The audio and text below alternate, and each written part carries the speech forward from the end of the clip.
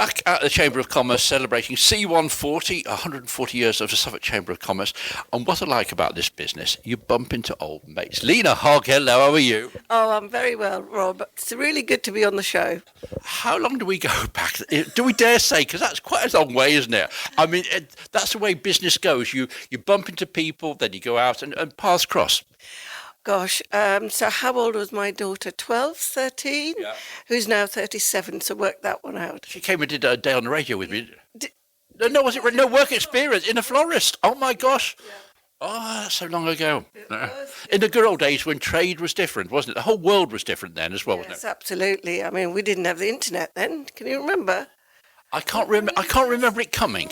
It was probably just starting to pick up or get recognised, I think. I remember going to a mobile phone and things were changing then. I had one in my van, and it was so. But this is how business has changed, how the whole world has changed then, and this is what the Chamber of Commerce has done along the way. Now, you're president of the Chamber of Commerce in Suffolk for 2 years, from 2007. 2006 to 8. Oh, 6 to 8. I nearly got it right. Nearly. Yes, I was. It was a huge privilege, and I'm so proud of that. And I'm so proud of being having been part of the Chamber family. And I was only the third woman in 123 years of the Chamber, and the first woman of colour. Now, I saw that. I didn't know whether to raise it or not, because it should be a so what business. But 2007. What took so long to get a woman of colour? What took so long to get women involved and women of colour? When I was, I started my business, HR outsourcing business in 2000, and I joined the Chamber, and there were really very few women coming along, and it was so male dominated, and I think women just felt intimidated by a very white male environment, but it didn't bother me. I was there to network and find new business, and really, that's when the idea of Suffolk Business Women. Once I was a president, the Suffolk Business Women came to mind because it already existed. However, it was dying. It wasn't part of the Chamber then, and it was just a group of us volunteers, and our chair, who was now quite elderly. We had very few members, and I suggested that we combine it and bring it into the Chamber family, and there was resistance, and I think there was fear of it losing its identity. And in fact, it took a year of persuading, but it's been the best move for Suffolk business ever. I just feel so passionately about it because it did something for women that no other network could do. And it gave them their own safe space to be women in business and be able to talk about business, but also about their families, which they didn't feel they could do in a male-dominated environment. So did it run parallel? So Business Women and Chamber running parallel, and they did. How did it work then? Yes. So what happened was, I think in 2008, just as I was finishing my presidency, Suffolk Business Women joined the Chamber. I became chair, and any female Suffolk Chamber members were free to join and come along to all the events. So suddenly we find that all these women who are in business weren't coming to Chamber networking events, but they would come to SBW, Suffolk Business Women events. And what was interesting was that I then realised, about a year in, more women were attending the male-dominated networks as well, because I think it gave them more confidence. They were more women attending, so they could see their friends and colleagues at other events, and then I introduced the interviewing of a guest presenter, because what we found was some women said, "Oh, I'm not really comfortable just getting up on stage and talking about me." So I said, "Well, okay, I'll ask you some questions, and we can just make it into a conversation." And that worked so well, and the audience could ask questions at the end as well. And I think that it's now been brought back, that format, which again, I attended the Helen Pankhurst event, and it was amazing. And for the grey suits that were there who were dominant then, it must have been an eye-opener for them suddenly realising there's another whole world of business we can latch onto as well. Exactly. I mean, they were missing out on, women who might have been interested in their business. But I don't think it had occurred to them at the time.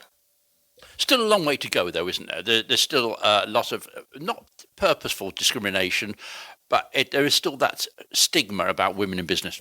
I don't know if there is a stigma, but yes, I mean, there is. Recently it was reported that women find it harder to get funding. And I can't believe, since the suffragettes, and we're still struggling. And that is just unacceptable, and I just don't know how we can make strides. So how are some of these women really succeeding then? Is it they're just thinking, well, it doesn't matter what gender, what sex I am, they're just getting on with it? It's a different attitude. How are they doing it? I think they are exactly that. I think that women are more confident now, and they know what they want. And those that are really determined just go out there regardless and get on with it. As women do. As women do, we just get on with it. Well, it's true, isn't it? I mean, it happened. It started when women were in the home. They had things to do. They just get on with it. It's things they do. They just do it. Men have to think about things, don't they, and discuss it. And it is a bit difficult. Now we're celebrating Chamber 140. You've been an active supporter on there, and you've had to go through quite a few archives. Oh, yes. I mean, that was fun. I mean, the initial Was it ones- fun? Or there must have been a lot of stuff you went through, which was really, really boring stuff.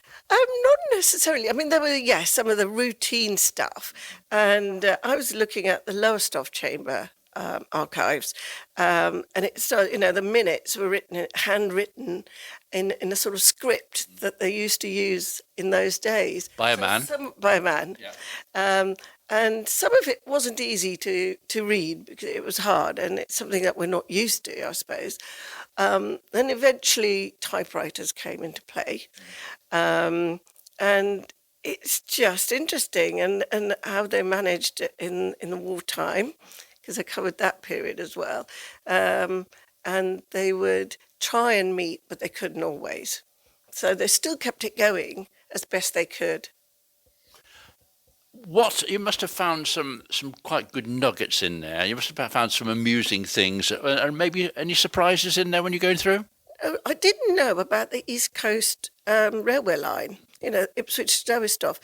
That was nearly disbanded, and the chamber and a few other organisations actually rallied round and said, no, this is a really important link. You can't just get rid of it. And that surprised me. I didn't know about the line and the fact that we nearly lost it at that time. It was about 1965. So it wasn't that long ago. Okay, so here we are now at C140.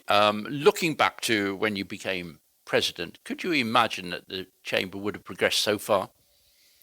No. Was it your intention? I mean, were you destined to be a president? Oh, that's a difficult question. Yeah, I mean, there you are, a businesswoman. You've always been ambitious. Did you have it? Did you come to a chamber meeting thinking, I want to be there one day? I didn't. No. I would love to be able to say, yes, that was my aim. However, it was Roger Feltwell, the president then, CEO then, who said, why don't you go for it? And I thought, why don't I? I mean, I was terrified at the thought, but I thought, no, I'll do it. And it's the best thing I've ever done. Absolutely enjoyed it. And I was responsible for bringing on John Dugmore, our current CEO, and recruiting Amanda Ankin, who's now the operations director.